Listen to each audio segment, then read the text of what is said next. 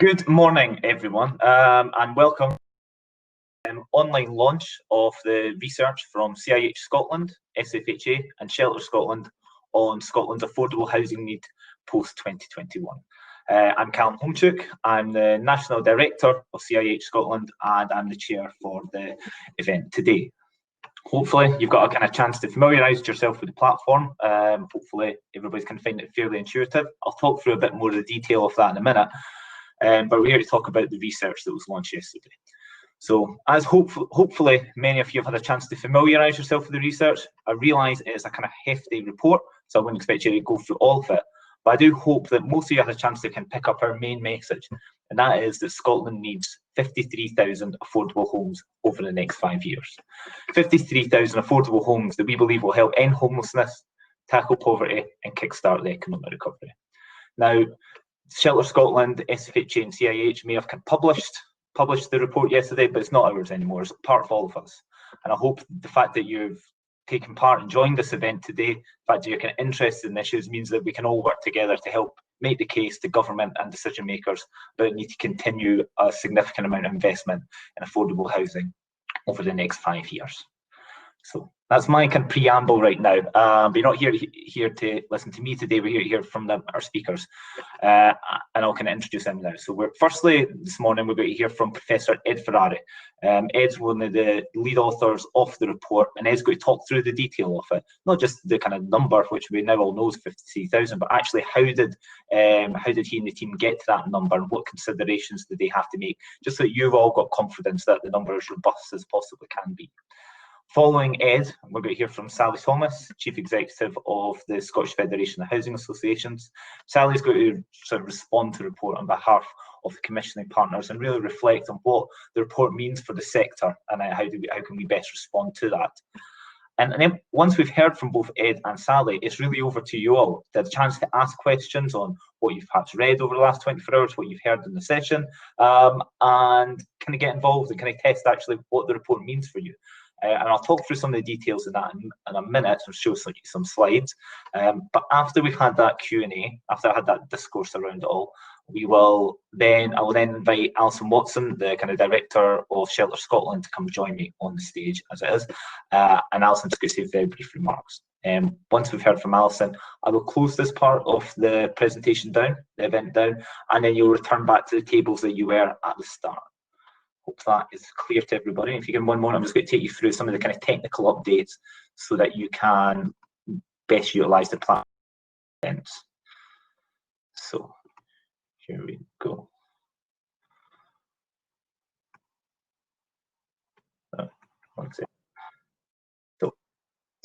And important enough today is actually to hear from the speakers, but also to get involved. And there's two ways that you can do that and ask questions. The first and the most kind of easiest way in some ways is to raise your hand.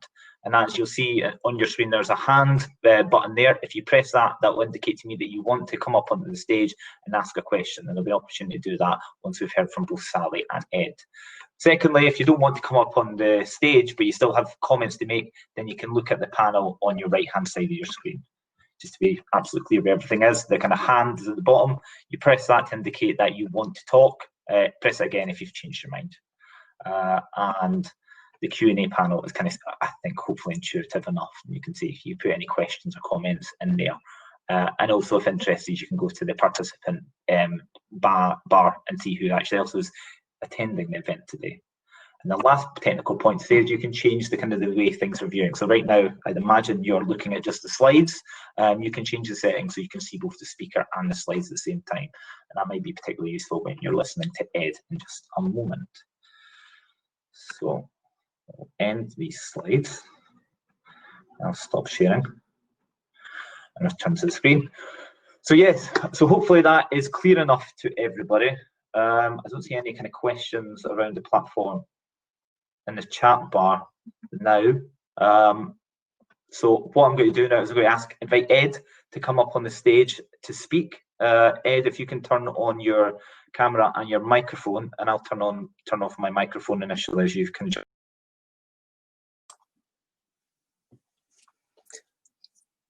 Hello everyone, thanks very much, Callum.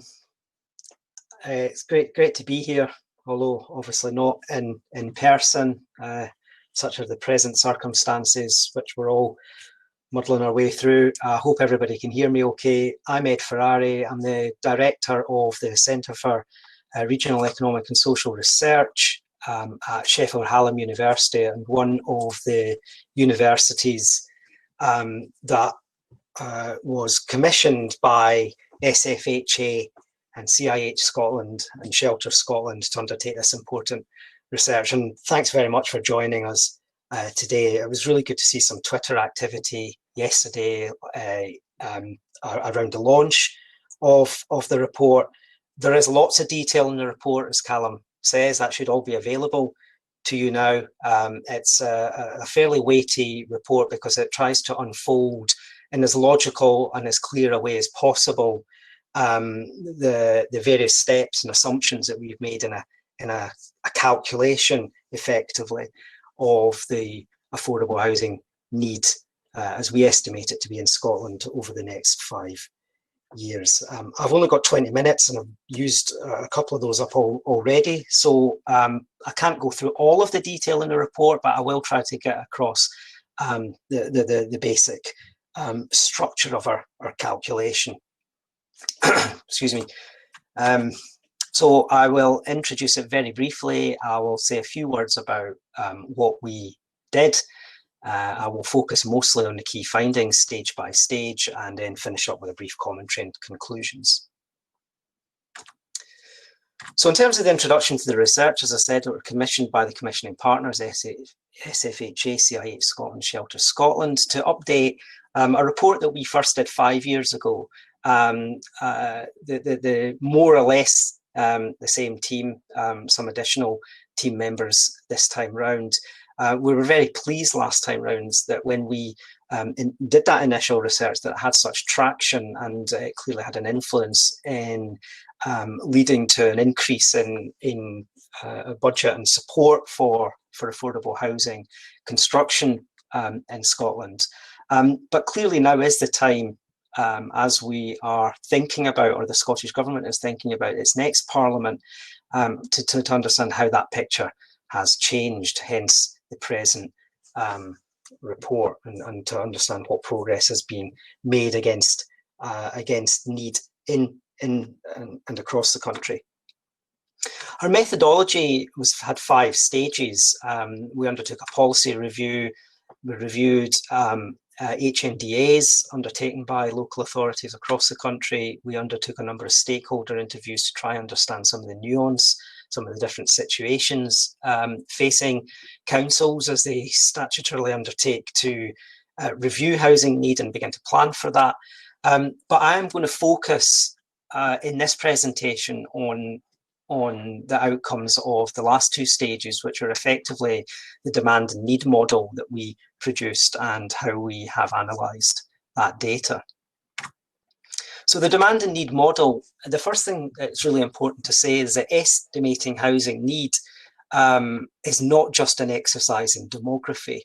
Whilst the planning system in particular will often take demographic projections as a starting point, and they are an important starting point, it is not sufficient in and of itself to use demographic projections as a way of understanding housing need.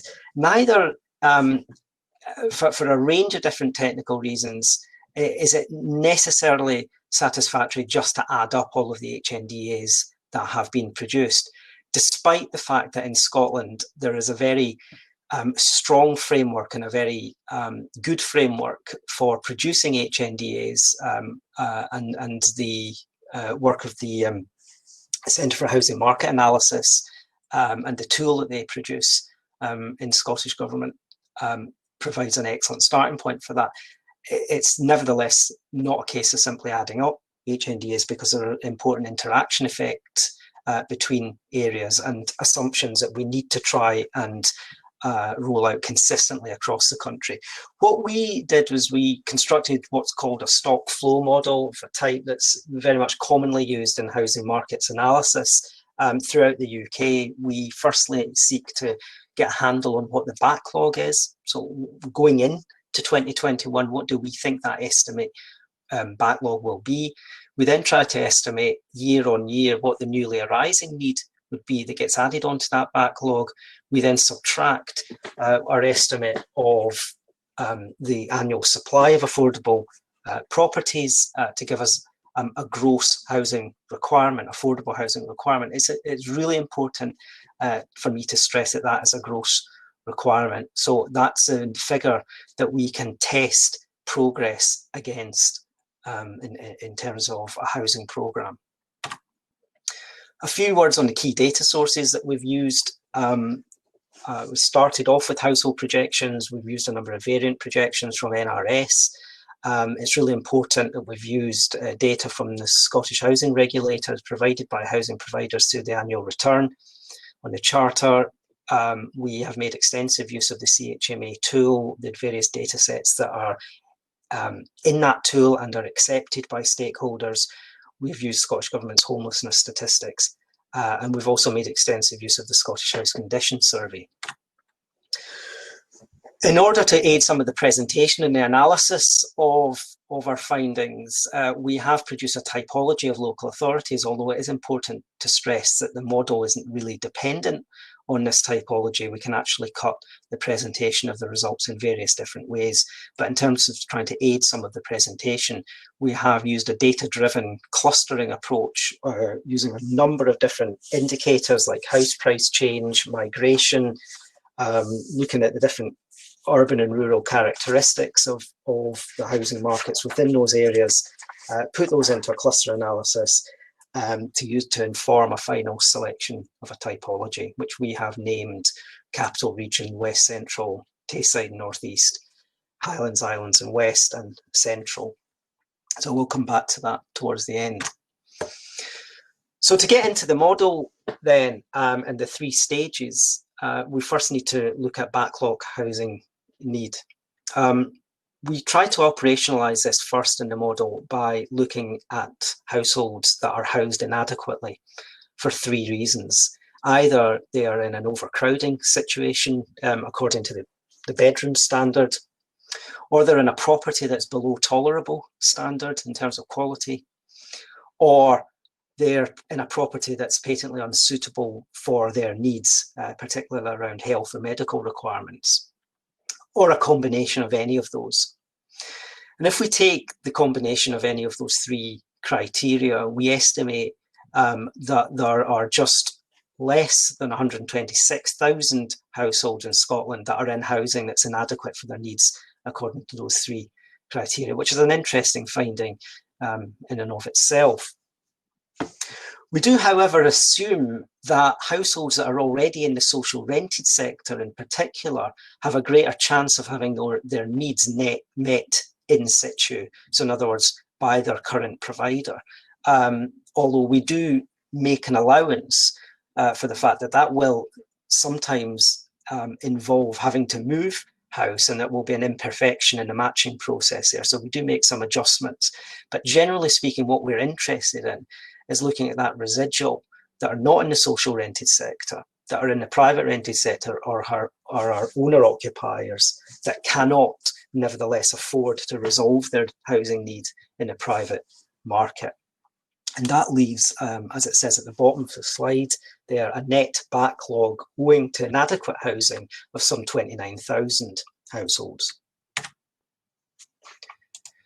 To this, we need to add an estimate, our best estimate of a backlog of homelessness. And we use a range of different data sources there, which we looked at quite carefully, particularly to avoid any double counting, potential double counting of concealed households that we would have already factored into in the previous estimate, or that I just talked about. What we did is that we used current homelessness cases that are still open and have been open for less than 3 years. So we've had to take an arbitrary but informed cutoff point there. And we also did some robustness checks by looking at estimates of households that are in temporary accommodation, that are overcrowded, and that are also concealed using the Scottish Government's models of those as a check against our data. All told, we believe that the best estimate that we have is that there's a backlog of homelessness of around 20,500 households in Scotland, which are not double counted in the previous estimate, so they can be added together, as this table suggests. The key thing is that I'd like to point out in this table is that when you add those two things together, the backlog arising from inadequate housing and the backlog of homelessness, to reach an estimate of total backlog need across Scotland, it leads to 49,600 or thereabouts. That's a total backlog. For policy reasons, and to begin to understand how that might translate into a programme, we clearly need to convert that into an annual requirement, particularly if we want to look at the flow of supply and offset that against the backlog. So in other words, to what extent will a housing programme nibble away at that backlog? So we have to make a judgment call, and we have to make an assumption about the time period that we allow for that backlog to be dealt with. Now, typically, there's variation. Typically, local authorities will use 5 or 10 years. It makes quite a big difference. So we have had to choose one particular time period. Clearly, if you allow doubling of the time period to clear the backlog, say 10 years, then the annual requirement is halved. Having said that, it doesn't mean that the problem goes away necessarily over that time frame because of newly arising needs, which I'll come on to in a moment, adding to that each year. So for a range of different reasons, not least that it fits in with parliamentary cycles, but also it's socially probably the most progressive thing to do is to deal with the annual requirement in a reasonably swift time frame. We've chosen 5 years.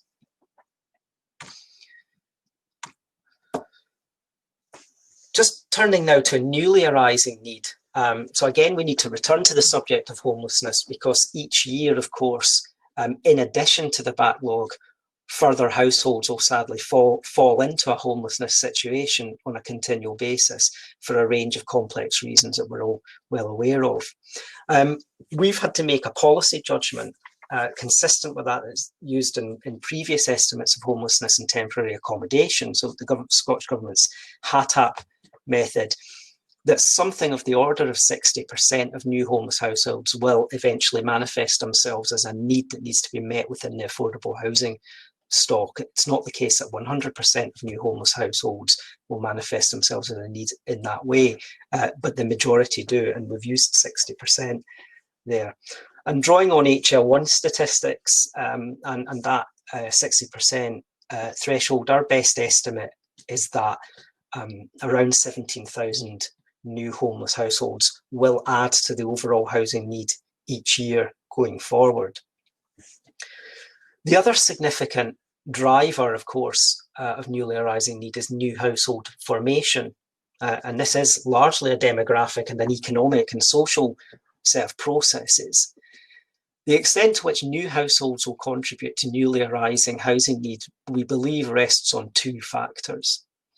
Firstly, and this is drawn out of projections, the number of new households, both from migration or net, the balance of migration into and out of Scotland, and household change.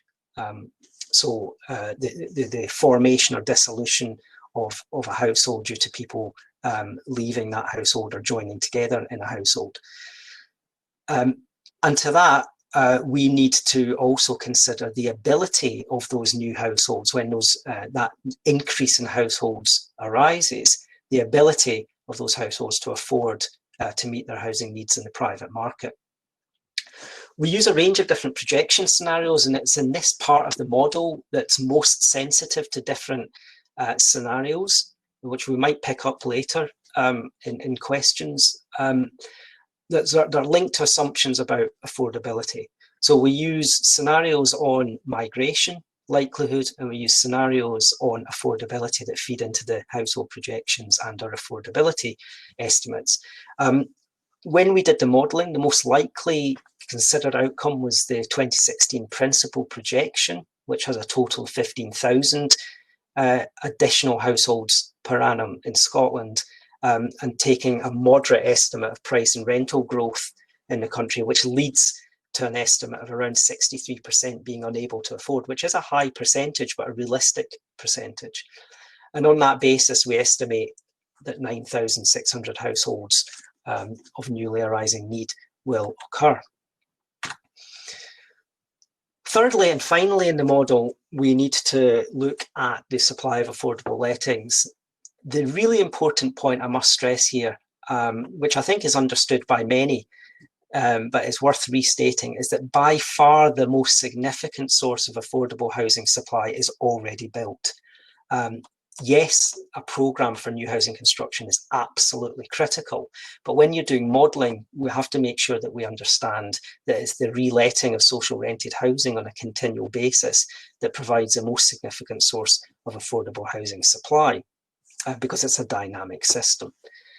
One of the problems that we faced is that SCORE, or the Scottish Continuous Recording System, that back in ancient history used to be run by St Andrews University, the cessation of SCORE has made this a much more challenging exercise technically. So there's one plea from a researcher here, is that we do miss SCORE for being able to do this type of analysis, especially in terms of understanding with some accuracy the extent to which vacancies in the social rented sector arise for different reasons. And of critical reasons are when single person households die, or there is a move into long-term care and therefore a property is released for those reasons. We estimate that around 88% of lettings arose because of those reasons, and that's then applied to all general needs lets for various parts of the country. And without boring you with the details, which are all in the report, as a result of that, we estimate that the supply from reletting that can meet the backlog or the newly arising need is around 28,000 per annum. Other sources of supply should be taken into account, but they're far less important. I'll just quickly go through these. We estimate that there's a supply of around 344 properties from social shared ownership resales each year. We do not account for new build and demolitions because this is a gross housing need model, and it's actually the gross figure that we then compare against data on trend data, outcome data on new build and outcome data on demolition. So those have to be offset against the gross housing need figure that we're talking about in this model. So they don't get accounted for at this stage. The right to buy, we made a decision because of the removal of the right to buy 4 years ago, not to no longer have to model that impact, although there will be some marginal residual impacts of that still working through the system. They're very minimal now. The critical final point to make here in supply terms is that we do make an assumption about the geography over which it's reasonable to assume that supply can meet needs. So 100 new affordable homes in say Inverness, we don't believe it's appropriate or desirable to expect that those can meet needs that arise in Dumfries or wherever. There has to be a geographic constraint in the model. So we bring the estimates together in the following way, and there's a summary on the screen there of the various numbers. That leads to an initial gross affordable housing requirement of 8,298. But once you bring in the geographic constraint, it says that if housing need is arising in one part of the country, that there's a limit to which it can be met in another part of the country. Once you do that, and we think we make some very reasonable assumptions there, that rises to 10,586, which is the broad figure that we are concluding with from this research. Interestingly, that's around 68% of the projected household increase in the country, just as a sort of check figure there. It does break down by area, although, as I said before, it's not dependent on this geography. We can cut it in other ways, but just for interest, one of the things that we have found, which is a slight change on the research 5 years ago, is that need is more dominated in the capital region than was the case even last time, although obviously because of particular housing market pressures in Edinburgh and the influence of Edinburgh and its surrounding areas, we do see affordability problems particularly manifest in rents and in the capital region, and that is having an effect. But of course, those pressures apply to a greater or lesser extent in other places in Scotland as well. But you can see the breakdown of the figures there and in the report. Finally, I did mention some of the scenarios that we've used, and I think it's particularly important for us to consider the impact of COVID-19 on these scenarios potentially, and that's something that we might want to pick up in discussion. We think it's appropriate to continue to use long-range trend data in a modelling exercise like this. It's probably too early to tell how far COVID is going to interrupt some of those longer range projections and trends, but we did do some scenario modelling which suggests that if you vary rates of migration and you vary rates of price growth, you lead to a variation in our estimate between 7,350 at the lowest end up to 12,000 per annum at the highest end. So finally, just to conclude then, we find a gross requirement of just around 10,600 units of affordable housing required each year. That is a slightly lower figure than we found 5 years ago, albeit that the affordability situation has worsened. The fact that the figure is slightly less than that 5 years ago reflects good progress that's been made against the Scottish Government's housing programme, we believe. So that has had an effect on meeting newly arising need. What it's done less so is begin to tackle some of that backlog, and the backlog, we believe, has reduced only marginally by around 1,200 over the last 5 years. And I think it is just a sobering reflection, perhaps, from the research that we can design a programme that will continue to meet newly arising need and yet not tackle that historic backlog at the same time. And at current rates, sort of back of an envelope, I guess, assuming that newly arising needs continue to be met, it will still take us over 20 years to clear the backlog. So there is an ongoing pressure for a new programme. And finally, the geography of need has shifted slightly with some of those nuances that I set out in the previous slide. Okay, that's the end of the presentation. I'll hand you back over to Callum now. Thank you very much. Thanks very much, Ed. Yeah, thank you for very quickly muting and turning off your screen. I can see a few questions coming through for Ed, and as I mentioned earlier, we will pick that up after we hear from Sally. Firstly, I suppose just from get to Sally before I invite her up, just apologies for people who have had any issues with the platform. It's very new to us. I know a few people have had issues joining, perhaps not received their joining instructions in time, perhaps it entered into their spam folder. Hopefully, everybody who wants to take part in the session is here, and it's as we get used to it all, everybody become more familiar with how to kind of maximise their function of it.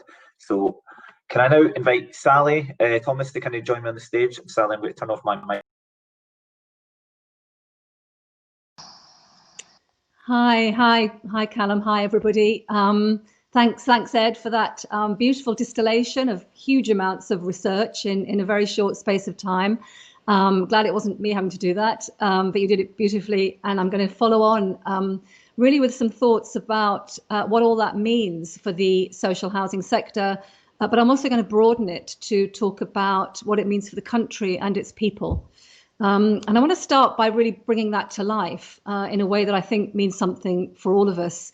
My guess would be that all of you here today would agree that a shelter, a roof over your head, somewhere safe, warm, affordable to live is not only important, it's the absolute foundation of a good life, of a decent life. And from where you can access education, enjoy good health, and find and hold down a job where you can be happy, quite simply, and where you can grow up to be the fulfilled and confident and successful people we all deserve to be.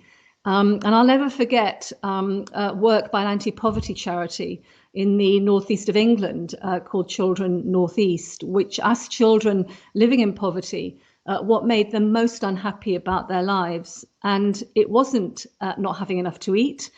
It wasn't even seeing their parents being stressed and worried. It was not being able to invite friends to their homes because they were too embarrassed about them. And no one should feel like that, least of all children. And no one has to feel like that if we can deliver the homes that we need.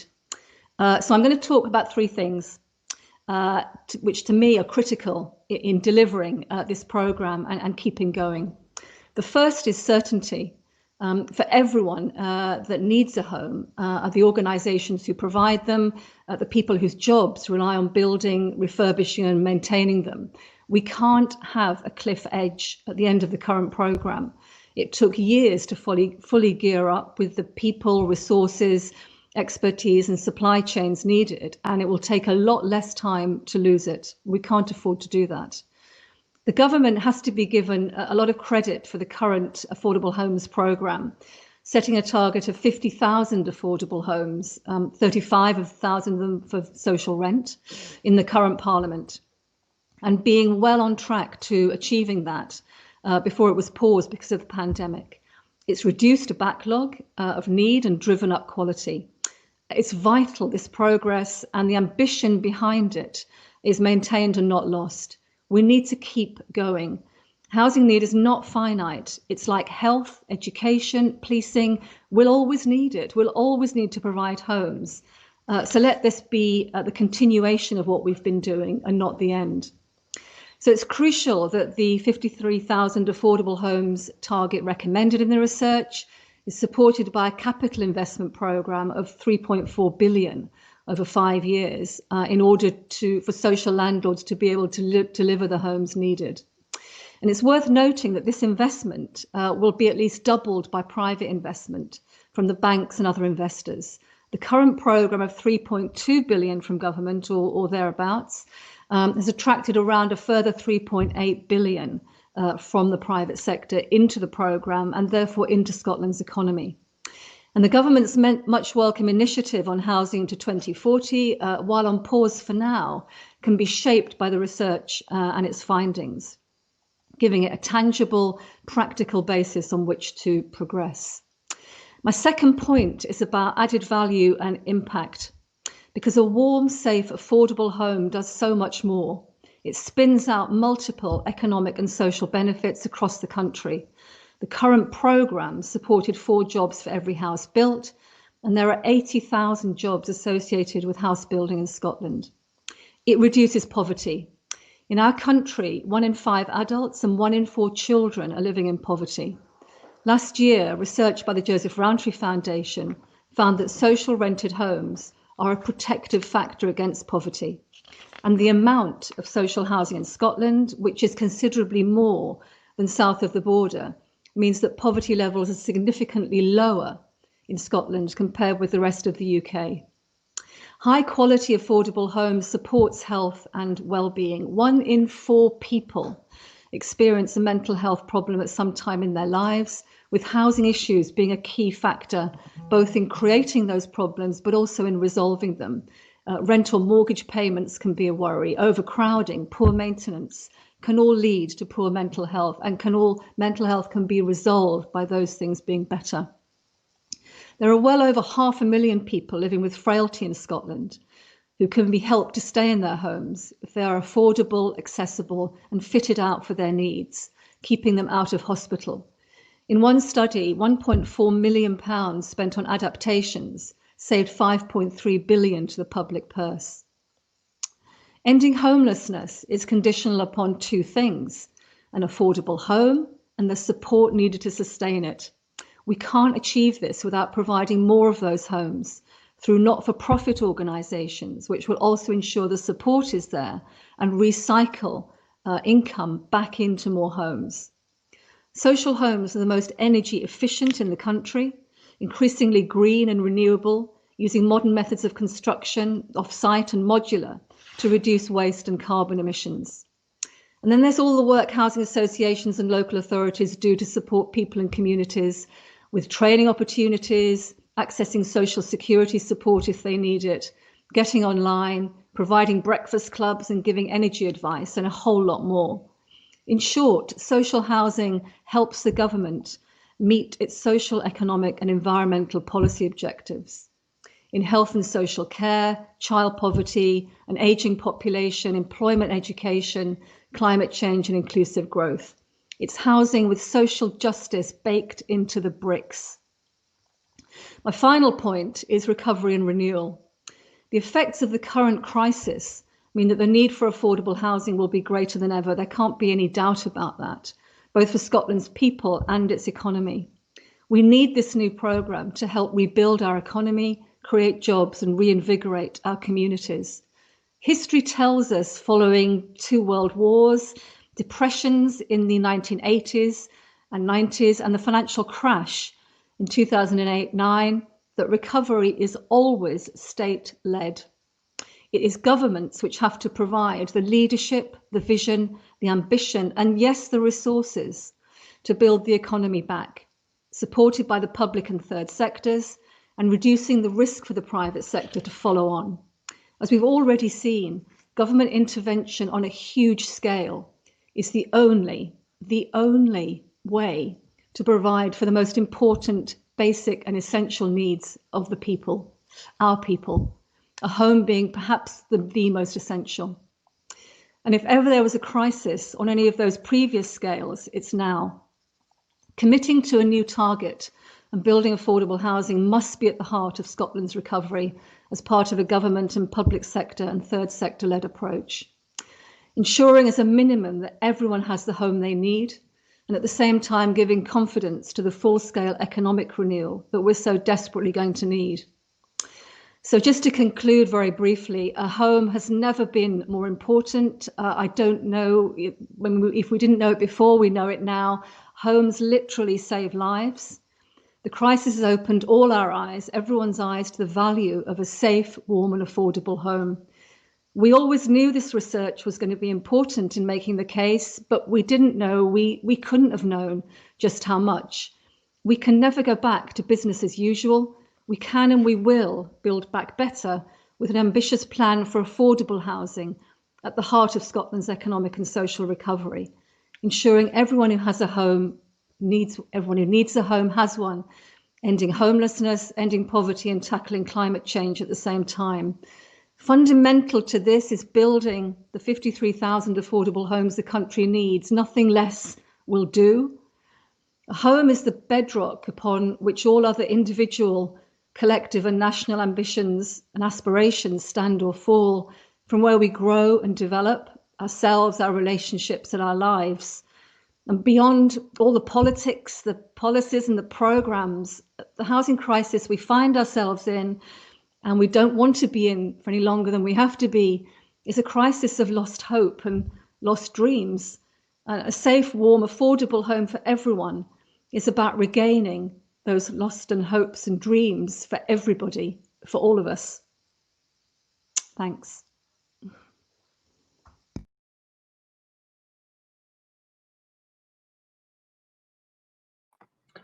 Thanks very much, Sally. So I see a huge number of questions coming in. Could I invite Sally and Ed actually to put their cameras back on? If you keep your microphones off right now, if you bring your cameras on, and then everybody should be able to see us all.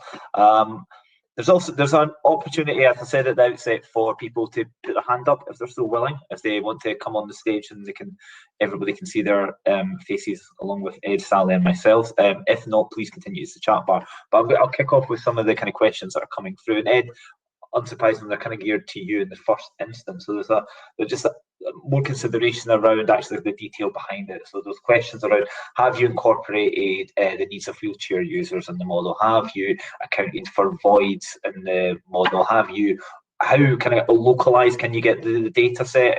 Is there an urban rural definition? I'll start with that. There's probably a lot of technical questions, but if you could maybe respond to those questions initially. Thanks very much, Callum, and thanks to all who've participated in the Q&A. I've been reading the questions as they've been coming in. I'm not sure whether time will permit us to go through all of them, but I'll do my best. I think there is a question there about how we can cut the data. Absolutely.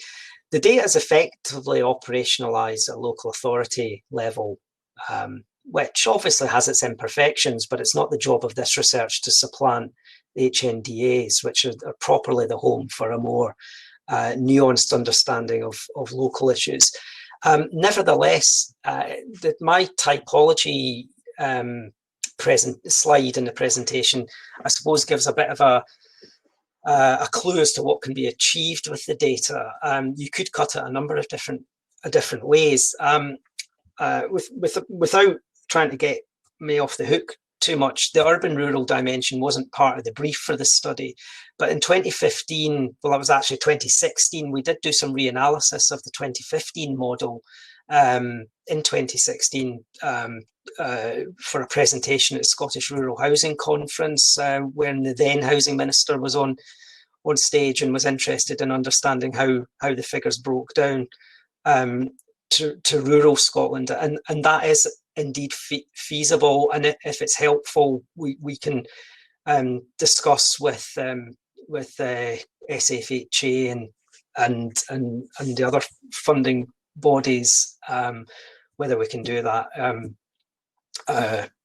not suggesting we need more money for that. I don't think that's the case, but it's just, we'd have to work out what the right question there would be, and to check that we were confident in the results and so on. So yes, generally that's possible.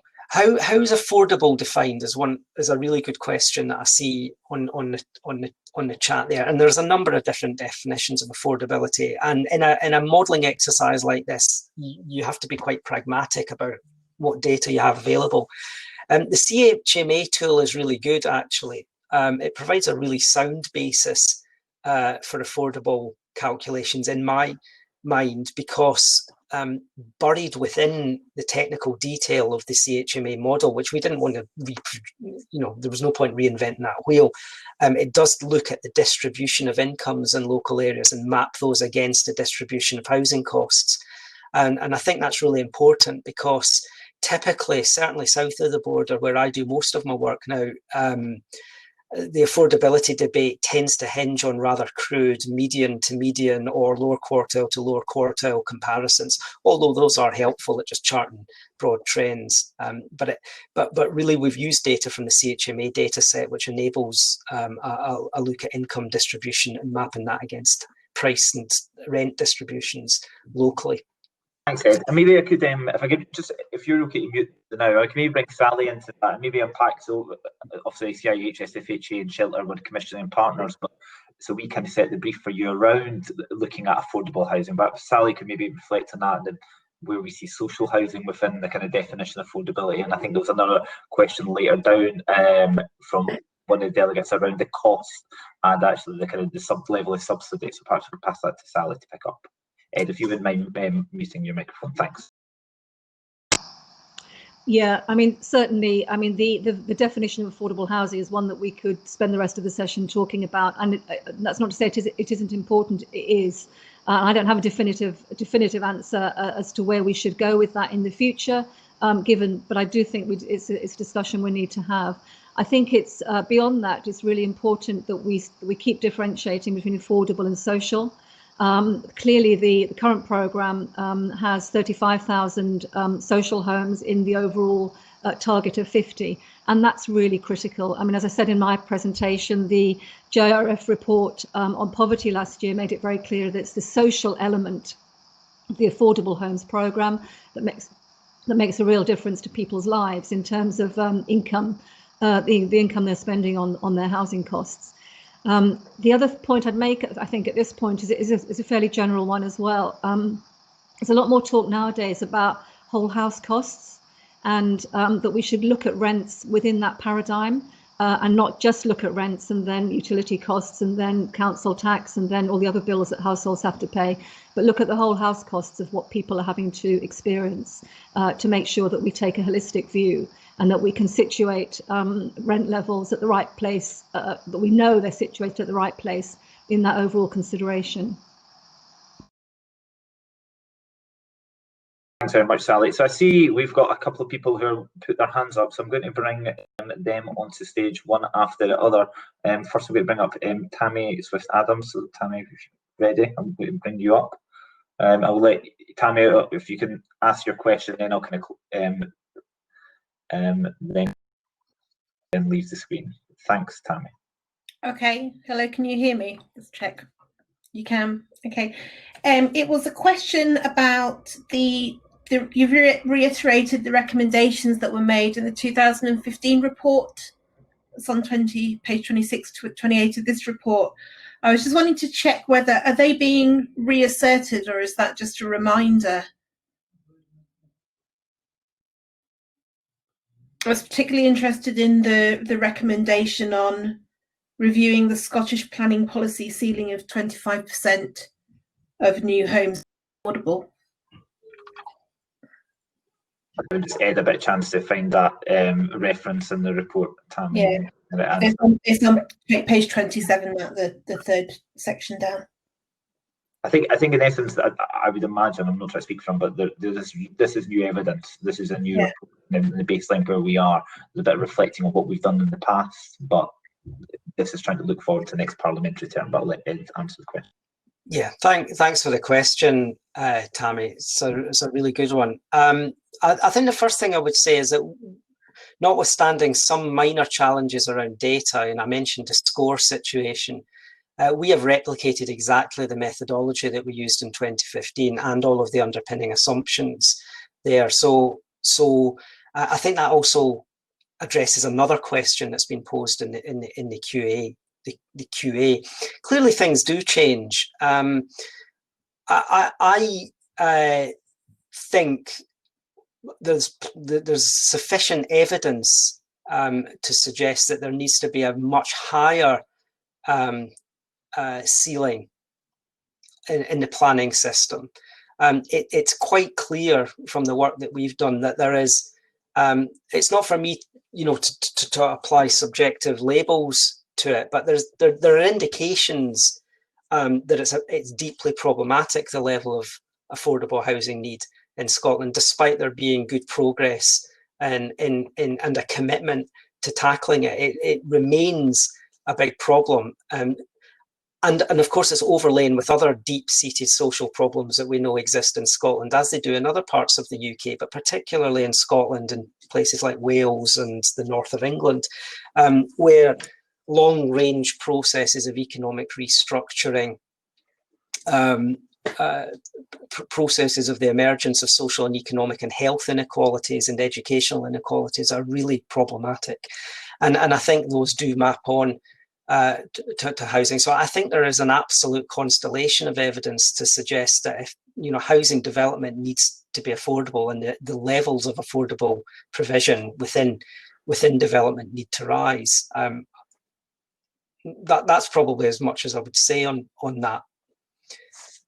Thanks, Ed. I'm going to bring Tammy into it. We only have 10 minutes left, everyone, so we've got another person that wants to speak. So I'll bring Tammy in for a quick response to that, and then I'll bring up Maddie soon after.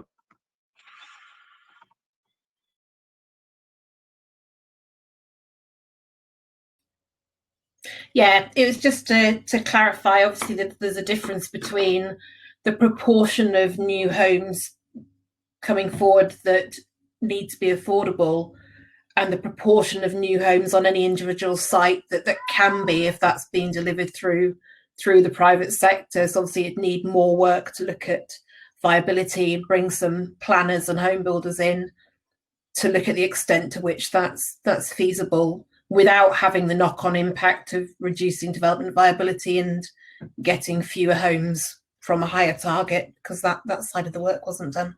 Thank you. Thanks, Tammy. Okay, and Maddie, we'll bring you up onto the stage.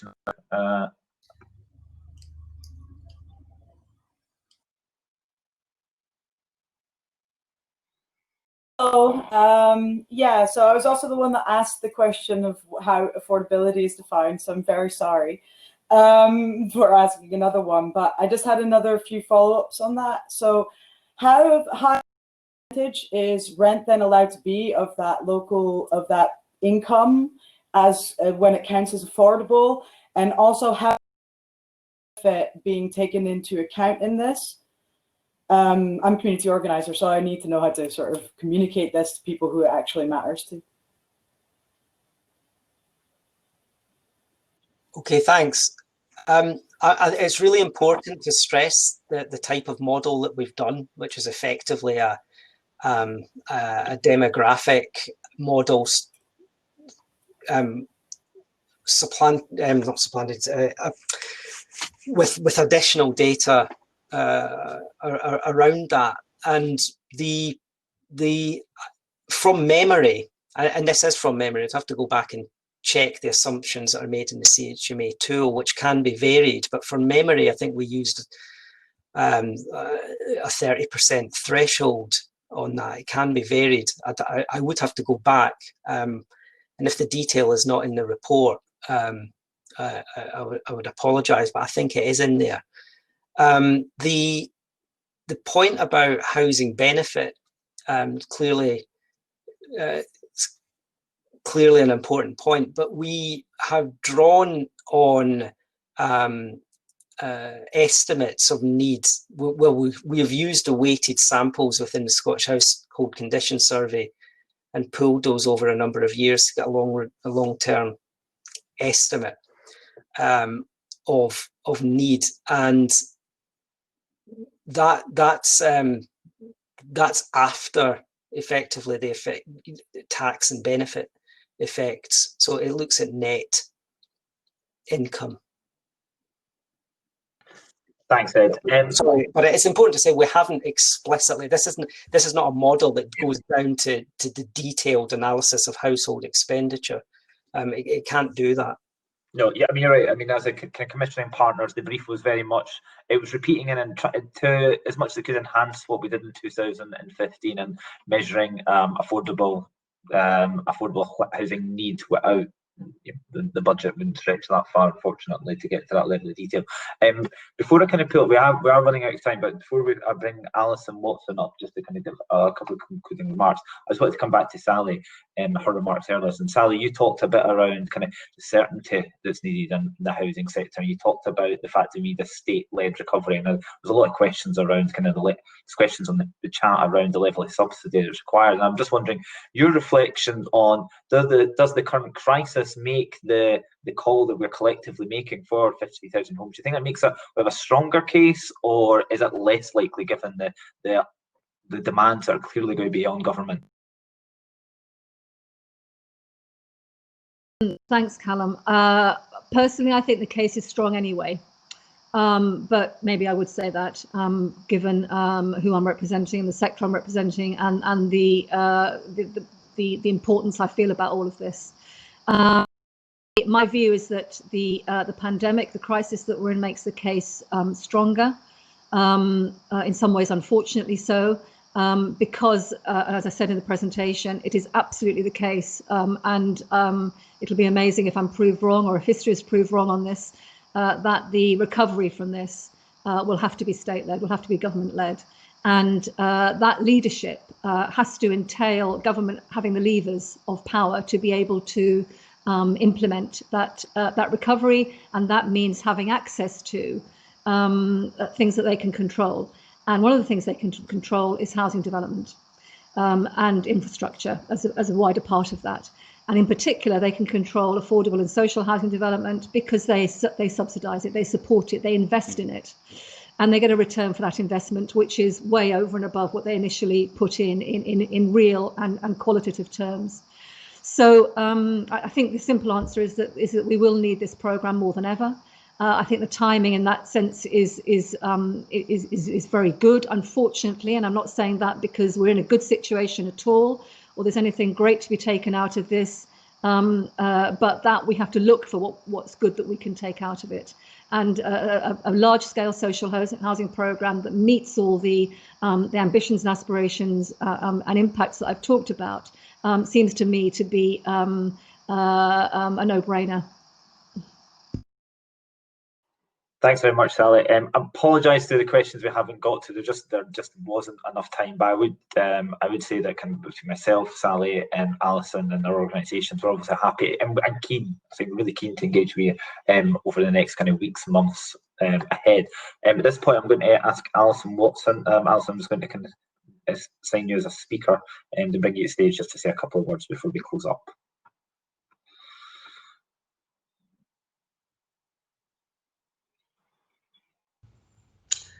Thanks very much for that, Callum. Thanks, everybody. I think it's been a fantastic event. It's my great pleasure to offer some concluding remarks.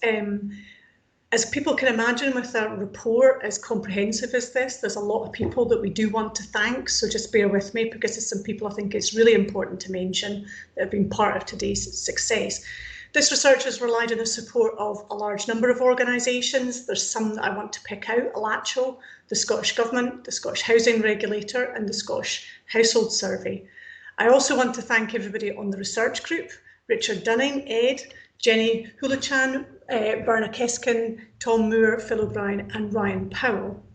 And there's also been invaluable support both towards the research but also to today's event from Stacey Dingwall, Shona Mitchell, Sally and Lorna Wilson at the Federation, Gavin Corbett and Duncan Gray at Shelter Scotland. I'd like to thank both of them. And a very special thanks to Callum and Ashley at CIH Scotland, who've kindly hosted today's event, and my particular appreciation, Callum, for chairing it so skillfully in what is always an additional challenge managing the technology. Just to offer some reflections on the event, I think the report that we've launched today is important for quite a range of reasons. It provides comprehensive evidence of housing need, and it quantifies that need, and it does so robustly.